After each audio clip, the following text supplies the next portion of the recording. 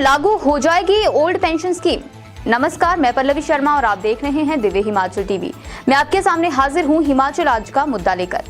क्या हिमाचल में old pension scheme लागू होगी? क्या पंजाब में ओपीएस को लागू कर दिया जाएगा? अगर पंजाब में ओल्ड पेंशन स्कीम लागू होती है तो हिमाचल प्रदेश की सरकार इस पर किस तरह कदम उठाने के लिए विवश हो जाएगी? ये प्रश्न हम इसलिए उठा रहे हैं क्योंकि पंजाब में आम आदमी पार्टी ने चुनाव से पहले वादा किया था कि वे सत्ता में आते ही ओल्ड पेंशन स्कीम लागू कर देगी। अगर पंजाब में ओल्ड पेंशन स्कीम लागू कर दी जाती है तो जाहिर तौर पर हिमाचल प्रदेश सरकार को भी इस पर गंभीरता से विचार करना होगा, क्योंकि कुछ ही महीनों बाद हिमाचल में भी चुनाव होने हैं और हिमाचल प्रदेश के कर्मचारी चाहते हैं कि ओल्ड पेंशन स्कीम के लिए सरकार तुरंत कदम उठाए। ओल्ड पेंशन का दावा मजबूत? जी, ये सवाल बड़ा है कि क्या ये जो ओल्ड पेंशन है इसका दावा और मजबूत हो गया हिमाचल में एनपीएस कर्मचारियों के लिए? विधानसभा में देखिए ओंकार जी, कल मुख्यमंत्री ने अपनी बातें रखी, कर्मचारियों के लिए लाभ उन्होंने गिनाए, है ना जी। हम उसमें चर्चा भी कर रहे थे जब आप तैयारी पे लगे हुए थे। अच्छा, इसमें ओल्ड पेंशन की हम बात कर लेते हैं। जो लाभ गिनाए वो चलिए गिनाए उन्होंने।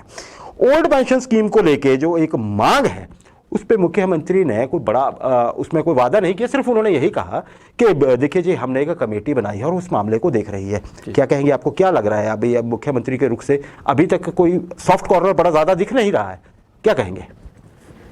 देखिए अग्निहोत्री जी, सरकारों की शायद कुछ दुश्वारियां भी होती हैं। जी बिल्कुल, ठीक है। तो उन्हीं दिक्कतों में से कर्मचारियों को राहत भी देना सरकार का ही एक फर्ज है। सही है। उसका, क्योंकि सरकार लोकतांत्रिक व्यवस्था में अधिकार जो है वो और अगर कर्मचारियों के अधिकार हैं तो कर्मचारी कई बार उन अधिकारों को लेने के लिए लोकतांत्रिक व्यवस्था में और संवैधानिक टूल्स हैं। हाँ बिल्कुल सही बात है। कल की जो बात है, कल जो मुख्यमंत्री जी ने कहा है, राम ठाकुर जी ने कहा है कि देखिए जो केंद्रीय जो पेंशन प्रणाली है उसके ऊपर वो एक अध्ययन कर रहे हैं और केंद्र में जिस तरह से ये चीजें चल रही हैं और सरकार केंद्र के संपर्क में है तो उससे कोई ना कोई एक सकारात्मक संदेश जो है वो आने वाले दिनों में कर्मचारियों को मिल सकता है।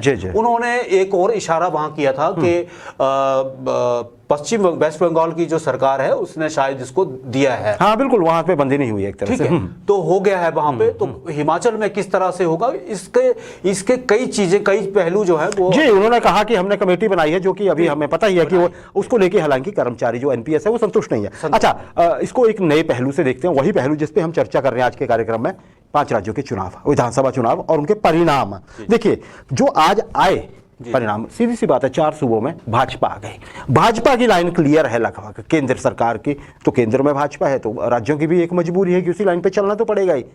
No OPS. भाजपा ने देखिए उत्तर प्रदेश जैसे राज्य में जहां उसकी साख दांव पे थी वहां भी ओल्ड पेंशन स्कीम का वादा नहीं किया था ओंकार जी। अच्छा, अब क्या ये लगता है आपको कि इन राज्यों में जो जीत हुई है वहां पे ओपीएस कोई मुद्दा बन ही नहीं पाया क्या? क्योंकि जीत तो भाजपा गई वहां पे बिना ओपीएस का वादा किए, क्या वहां मुद्दा नहीं बना ओपीएस? क्या आपकी राय है? नहीं अग्निहोत्री जी, वहां मुद्दा रहा है ये। जी, पर अगर आप मैं फिर उत्तर प्रदेश का उदाहरण देना। हाँ बिल्कुल।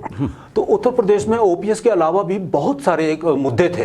तो कहीं ओपीएस का मुद्दा जो था वो कहीं गौण होता हुआ दिखाई दिया वहां, लेकिन हाँ इकट्ठ तो था हाँ, वहाँ एकता का संदेश जो था, ओपीएस वाले एकता का संदेश देते रहे। जी। और कहीं ना कहीं मुझे लगता है कि अब यूपी में अगर दोबारा सरकार बनी है तो कहीं ना कहीं कंपनसेट करने की कोशिश की जाएगी, कहीं ना कहीं उसका कोई तौर तरीका निकाला जाएगा। और जहां तक हिमाचल की बात है तो हिमाचल अभी उसी असमंजस में है, मंथन में। जी, हिमाचल पे मैं आता हूं अभी ओंकार जी।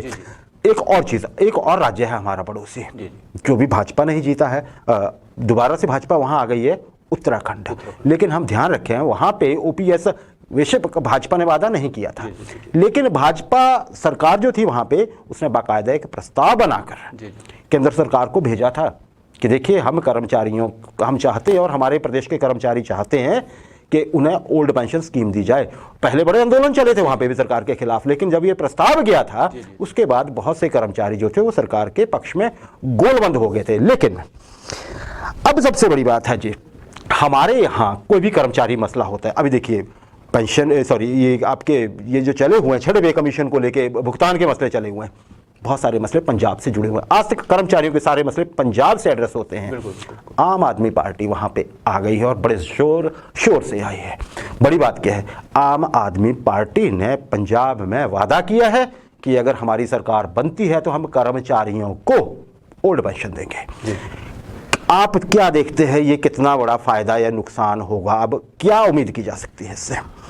देखिए अनिल जी, जाहिर है कि पंजाब पुनर्गठन के बाद हिमाचल के जितने भी कर्मचारी हक हैं वो पंजाब के साथ ही साधे जाते हैं। जी बिल्कुल सही है। तो अगर आम आदमी पार्टी वहां इस तरह का कोई कदम उठाती है कर्मचारियों के हित में, तो हिमाचल को भी उसी तौर तरीके से चलना पड़ेगा। हिमाचल इसके लिए मजबूर हो जाएगा। और जब, क्योंकि इलेक्शन ईयर में आप किसी भी मुद्दे को जो जनहित से जुड़ा हुआ हो, और हिमाचल बड़ा मुद्दा हो, जो भी बड़ा मुद्दा हो, हिमाचल में तो 2.5 लाख से ज्यादा जो हैं वो वर्तमान कर्मचारी और पेंशनरों को जोड़ दें तो 2,500 कर्मचारी का मतलब 2.5 लाख परिवार जो है वो सीधे सीधे इससे जुड़ा हुआ है। तो आने वाले समय में भाजपा वर्तमान सरकार को जो है वो इसके बारे में कुछ ना कुछ वादा जो है वो करना चाहिए या पड़ेगा। जी देखिए, ओंकार जी के कहने का मतलब मैं फिर से थोड़ा एलैबोरेट कर देता हूं। पंजाब में अगर मान लीजिए कल को ओल्ड पेंशन स्कीम दी जाती है, जिसकी संभावना बहुत ज्यादा है, क्योंकि आम आदमी पार्टी इन ऐसे वादों को, आपको पता ही है कि 10 साल में अगर कोई पार्टी इतना ज्यादा फैल गई है तो यही वजह है कि वो वादे पूरे करती है। हर जैसे केजरीवाल साहब पीछे बोल रहे थे कि हम करेंगे जरूर, हाँ हम करते हैं जरूर। उन्होंने ये कहा कि हम शायद टाइम फ्रेम ना करें, लेकिन जो वादा किया है एक एक वादा हम पूरा करते हैं। अगर ओंकार जी कल को ये होता है तो सीधा सीधा एक ऑनस जो आएगा वो हिमाचल में सरकार पे आ जाएगा, है ना। वैसे ही ऐसा एक्सपर्ट तो ये मान रहे हैं कि आम आदमी पार्टी के पंजाब में जीतते ही ये एक असर बन गया है और हिमाचल के कर्मचारियों को थोड़ा सा बूस्ट मिला है। एक और चीज बड़ी बात है, बाकी जितने भी राज्य जहां पे आज चुनाव हुए वहां कर्मचारियों का जो प्रतिशत है वोटर में वो कहीं कम है। उत्तर प्रदेश में तो बहुत ही कम है, लेकिन हिमाचल में जो सरकारी कर्मचारी हैं उनका प्रतिशत बहुत ज्यादा है उनके घर वालों को मिलाने के बाद। तो एक ये अभी भी मुद्दा ज्वलंत है। इसीलिए एक्सपर्ट ये मान रहे हैं कि आज के जो चुनाव हुए हैं उसने जो ओपीएस जो है इसके कॉज को और थोड़ा सा फ्यूल अप कर दिया, इसमें ईंधन डाल दिया है। ये थोड़ा और उत्साह बढ़ाएगा कर्मचारियों का।